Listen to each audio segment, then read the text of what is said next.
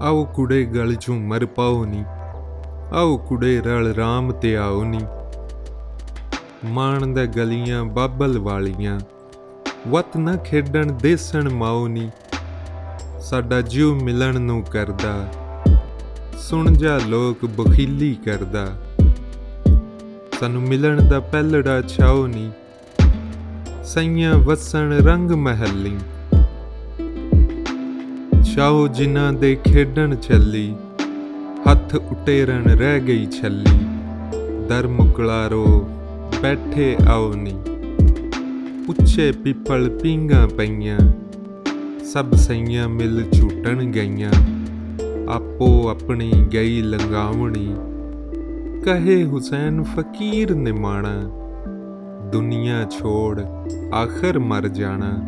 कदी तां अंदर छाती पाओ नी, आओ कुड़े गल चूं मर पाओ नी।